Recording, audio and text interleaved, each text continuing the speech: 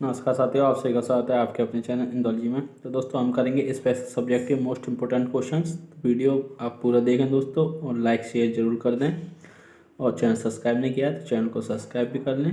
तो दोस्तों स्टार्ट करते हैं। क्वेश्चन दिया हुआ है आपकी स्क्रीन पर। Iodine is essential for the synthesis of cytokinin, insulin, thyroxine, oestrogen. Hindi वाले भी देख लें दोस्तों। दिया हुआ आयोडीन के संश्लेषण के लिए आवश्यक है।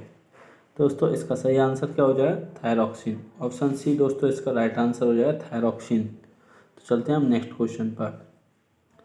तो दोस्तों क्वेश्चन दिया हुआ है, the part of a healthy plant which should be used as explants to produce haploid plant is meristem, pollen grain, root tip, adventitious words.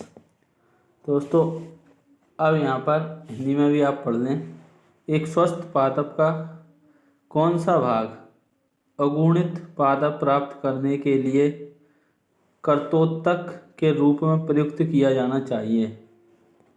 विभज्योतक, परागण, परागकण, मूलाग्र, अपस्थानिक कलिका। तो दोस्तों इसका आप आंसर होता है, इसका सही आंसर क्या हो जाएगा? तो इसका सही आंसर हो जाएगा परागकण यानी पोलन ग्रेन। दोस्तों पोलन ग्रेन इसका सही आंसर हो जाएगा। तो चलते हैं हम नेक्स्ट क्वेश्चन पर। तो क्वेश्चन दिया हुआ है, what is the function of the nucleus? नाभिक का कार्य क्या है? It control only the division of cell, it controls only certain specific functions, it controls all the activities of a cell, it has no specific function. दोस्तों हिंदी में देखते हैं इसके ऑप्शंस। ये केवल कोशिकाओं के विभाजन को नियंत्रित करता है, ये केवल कुछ विशिष्ट कार्यों को नियंत्रित करता है, ये एक कोशिका की सभी गतिविधियों को नियंत्रित करता है, इसका कोई विशिष्ट कार्य नहीं है। तो दोस्तों अब आपको बताना है इसका सही आंसर क्या हो जाएगा। तो दोस्तों इसका सही आंसर हो जाएगा आपका option C, it control all the activity of the cell. It controls all the activity of the cell, यानी कि ये एक कोशिका की सभी गतिविधियों को नियंत्रित करता है। तो चलते हैं दोस्तों नेक्स्ट क्वेश्चन पर। तो क्वेश्चन दिया हुआ है, which of the following elements has zero valency? Lithium, beryllium, helium, fluorine. यानी कि निम्नलिखित में से किस तत्व की संयोजकता शून्य है? Lithium, beryllium, helium, fluorine. तो बताएं दोस्तों इसका सही आंसर क्या हो जाएगा। तो दोस्तों इसका जो सही आंसर हो जाएगा वो क्या हो जाएगा? जीरो किसकी होती है? हीलियम की। क्योंकि दोस्तों ये जो आपकी नोबल गैस है हीलियम, इसका ऑक्टेव फिल होता है 2 दोस्तों, इसका एटॉमिक नंबर होता है। तो चलते हैं हम नेक्स्ट क्वेश्चन पर। तो क्वेश्चन दिया हुआ है, at which point of the earth is there no gravity? At earth and south pole, at equator, on the ocean surface, at the centre of earth. यानी पृथ्वी के किस बिंदु पर गुरुत्वाकर्षण नहीं होता है? दोस्तों किस पर नहीं होता है? पृथ्वी के केंद्र पर नहीं होता है दोस्तों, इसका सही आंसर हो जाएगा यानी कि at the centre of the earth. जिन भी साथियों को दोस्तों प्रैक्टिस सेट चाहिए तो वो देरी ना करें, मात्र 50 रुपये में आपको दोस्तों प्रैक्टिस सेट मिल जाएगा। नीचे जो नंबर दिया हुआ है इस पर व्हाट्सअप मैसेज करें और आप प्रैक्टिस सेट ले सकते हैं। नोट्स भी दोस्तों अगर आप पढ़ सकते हैं तो नोट्स भी ले लें, जो आपको दोनों चीज़ें 100 रुपीज़ में मिल जाएंगी। तो दोस्तों चलते हैं हम नेक्स्ट क्वेश्चन पर। तो क्वेश्चन दिया हुआ है, Charles law is observed at constant volume and pressure, constant temperature, constant pressure. तो दोस्तों इसका सही आंसर क्या हो जाए? यानी चार्ल्स के नियम का पालन, स्थिर आयतन और ताप, स्थिर तापमान, स्थिर दाब। तो दोस्तों इसका सही आंसर क्या हो जाएगा? तो इसका सही आंसर हो जाएगा आपका कांस्टेंट प्रेशर यानी कि स्थिर दाब। दोस्तों इसका राइट आंसर हो जाएगा। जो चार्ल्स लॉ दोस्तों ऑब्जर्व होता है कब? स्थिर दाब पर। तो चलते हैं नेक्स्ट क्वेश्चन पर। दोस्तों क्वेश्चन दिया हुआ है, the scientific study of bird is called, यानी कि पक्षियों के वैज्ञानिक अध्ययन को क्या कहा जाता है दोस्तों? जेरोनोटोलॉजी, पोमोलॉजी, हाइड्रोलॉजी, ऑर्निथोलॉजी। तो दोस्तों हिंदी में देख लेते हैं, जरा विज्ञान, फल कृषि विज्ञान, मत्स्य विज्ञान, पक्षी विज्ञान। दोस्तों यहाँ से आपको पता ही चल रहा है ये आपकी फ्रूट से हो जाएगी पोमोलॉजी, मत्स्य यानी कि एटचियोलॉजी दोस्तों ये आपकी मछली से हो जाएगी, और ये आपकी ऑर्निथोलॉजी पक्षी विज्ञान से हो जाएगा, ऑप्शन डी। तो चलते हैं हम नेक्स्ट क्वेश्चन पर। तो क्वेश्चन दिया हुआ है, if human blood mixed with an anticoagulant is configurated which of the following will settle first at the bottom of the centrifuge tube? Erythrocytes, leucocytes, platelets, plasma. यानी रक्ताणु, श्वेताणु, पट्टिकाणु, प्लाज्मा। तो दोस्तों इसका सही आंसर क्या हो जाएगा? तो इसका सही आंसर हो जाएगा दोस्तों, जल्दी से बताएं, रक्ताणु। क्या हो जाएगा दोस्तों? ऑप्शन ए रक्ताणु इसका सही आंसर हो जाएगा। तो चलते हैं हम नेक्स्ट क्वेश्चन पर।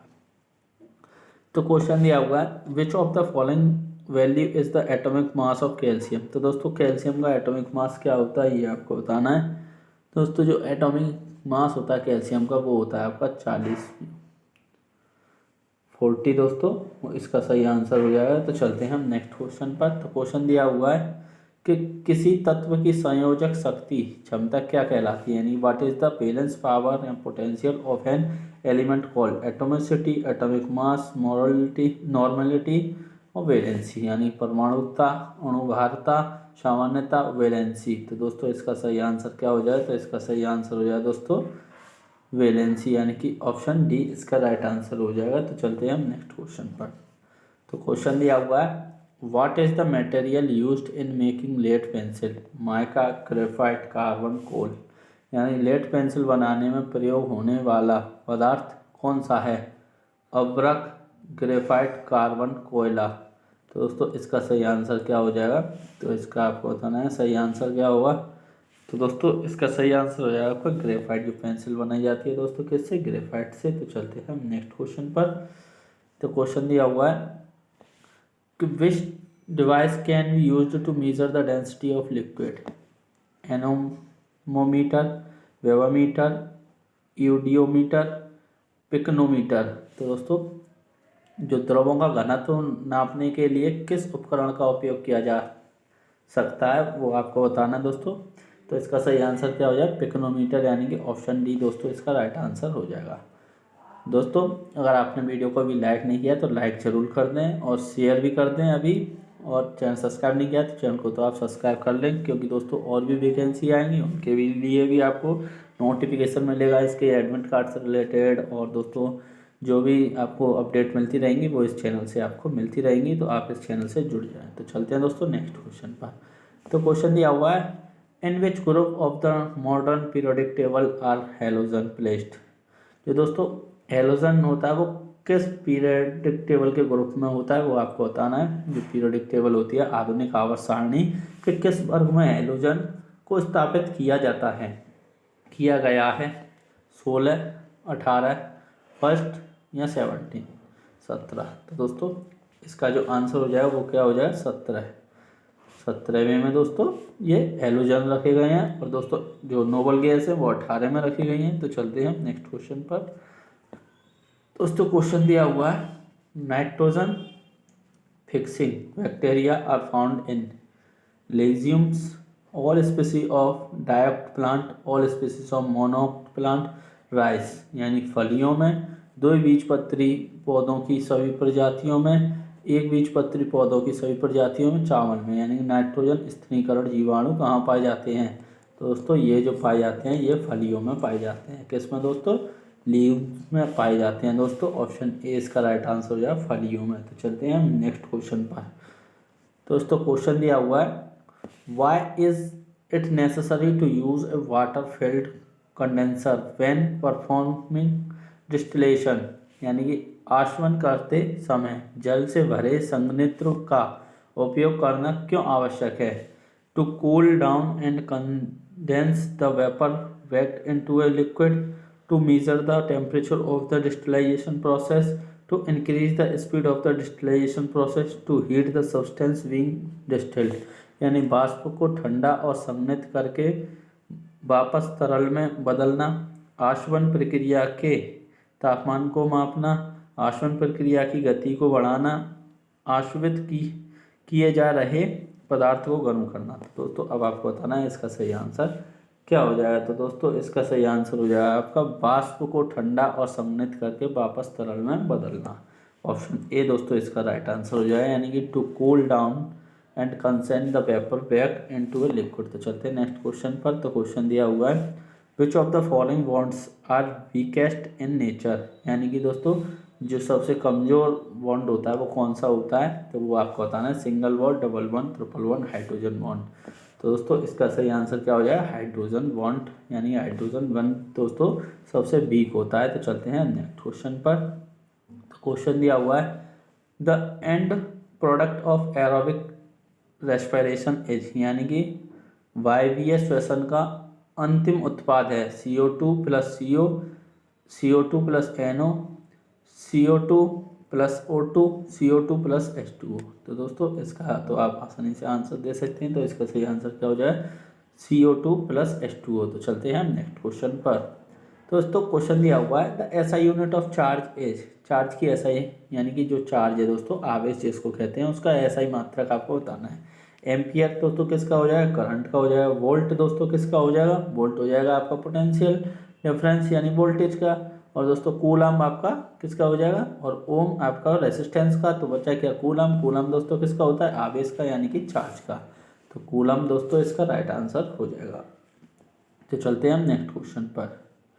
तो क्वेश्चन दिया हुआ है why do you need to राइजन the walls of a volumetric flask with distilled water after adding solute, यानी कि आपको विलय मिलाने के बाद वॉल्यूमेट्रिक फ्लास्क की दीवारों को आसुत जल से धोने की आवश्यकता क्यों है।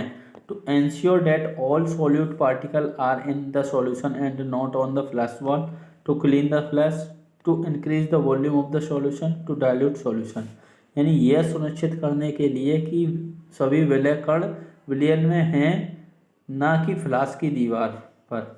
यानी फ्लास्क को साफ करने के लिए, विलयन की मात्रा बढ़ाने के लिए, विलयन को तनु करने के लिए। तो दोस्तों आपको बताना है इसका सही आंसर क्या हो जाए। तो दोस्तों आप सभी को दिख रहा है इसका सही आंसर। तो इसका सही आंसर हो जाएगा आपका ऑप्शन ए, यह सुनिश्चित करने के लिए कि सभी विलय कण विलयन में हैं, ना कि फ्लास्क की दीवार पर। तो चलते हैं हम नेक्स्ट क्वेश्चन पर। तो क्वेश्चन दिया हुआ है at what temperature water has maximum density. तो दोस्तों जो वाटर होता है उसकी मैक्सिमम डेंसिटी किस टेम्परेचर पर होती है, 16 degree Celsius, 0 degree Celsius, 8 degree Celsius, 4 degree Celsius. दोस्तों इसका सही आंसर क्या हो जाएगा, जो वाटर की दोस्तों डेंसिटी किस टेम्परेचर पर होती है मैक्सिमम, तो ये 4 डिग्री सेल्सियस यानी कि 4 डिग्री सेल्सियस पर दोस्तों होती है। तो चलते हैं नेक्स्ट क्वेश्चन पर।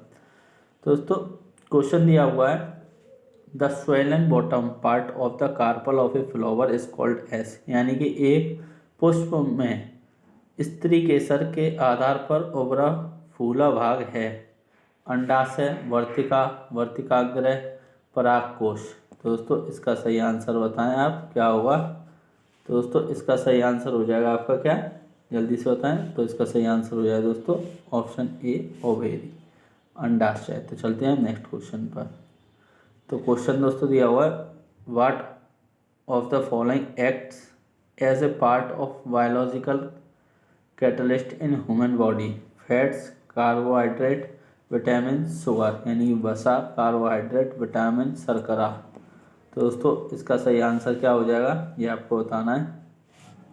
तो इसका सही आंसर दोस्तों हो जाएगा आपका क्या, जल्दी से बताएं। तो इसका सही आंसर विटामिन दोस्तों हो जाएगा, यानी कि ऑप्शन सी इसका राइट आंसर हो जाएगा। तो चलते हैं हम नेक्स्ट क्वेश्चन पर।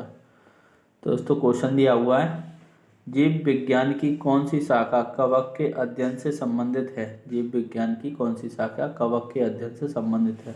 The branch of biology that deals with the study of fungi is called algology, phycology, mycology, microbiology, biology.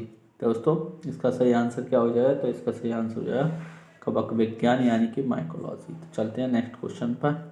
दोस्तों क्वेश्चन दिया हुआ है animals of which phylum have jointed legs, यानी किस संघ के जानवरों के संयुक्त पैर होते हैं। Mollusca, nematoda, arthropoda, echinodermata. तो दोस्तों हिंदी वाले हिंदी में पढ़ लें, चूर्ण प्रावार, सूत्रकृमि, आर्थ्रोपोडा, शूलचर्मी। तो दोस्तों इसका सही आंसर क्या हो जाएगा। तो इसका सही आंसर हो जाएगा दोस्तों अर्थपोड़ा, यानी कि ऑप्शन सी दोस्तों इसका राइट आंसर हो जाएगा। तो चलते हैं हम नेक्स्ट क्वेश्चन पर। तो क्वेश्चन दिया हुआ है कि why is sodium kept immersed in kerosene. Kerosene में दोस्तों सोडियम को क्यों रखा जाता है, यानी सोडियम को मिट्टी के तेल में डुबाकर क्यों रखा जाता है। Because it is highly reactive, because it is highly flammable, because it is low reactive, because it is highly inflammable, क्योंकि ये अत्यधिक अभिक्रियाशील है, क्योंकि ये अत्यधिक ज्वलनशील है, क्योंकि यह कम अभिक्रियाशील है, क्योंकि यह अत्यधिक अज्वलनशील है। तो दोस्तों अब आपको बताना है इसका सही आंसर क्या हो जाएगा। तो दोस्तों इसका सही आंसर हो जाएगा क्योंकि यह अत्यधिक अभिक्रियाशील है, because it is highly reactive. तो चलते हैं हम नेक्स्ट क्वेश्चन पर। दोस्तों क्वेश्चन दिया हुआ है the magnitude of charge of an electron. तो दोस्तों इलेक्ट्रॉन का आपको चार्ज बताना है। तो क्या हो जाएगा दोस्तों इलेक्ट्रॉन का चार्ज, तो इलेक्ट्रॉन का चार्ज हो जाएगा आपका ऑप्शन सी 1.6 × 10⁻⁹ तो दोस्तों आपको सिर्फ इसमें याद क्या रखना है, -19 और 1.6। इस चीज़ को -19 को दोस्तों आप जरूर याद रखें कि पावर -19 है और यहाँ पर 1.6 है। तो चलते हैं दोस्तों यहाँ पर आपके क्वेश्चंस हो जाते हैं कंप्लीट। तो वीडियो आपको कैसी लगी कमेंट करके ज़रूर बताएं दोस्तों, और ऐसे क्वेश्चन आपको मिलते रहेंगे। और जिन भी साथियों को प्रैक्टिस सेट चाहिए वो देरी ना करें, ज़रूर ले लें दोस्तों। मात्र आपको 50 रुपये में दोस्तों ये प्रैक्टिस सेट मिल जाएगा और आपकी बहुत ही अच्छी तैयारी हो जाएगी दोस्तों। तो वीडियो को लाइक शेयर ज़रूर करें। Thank you, all the best.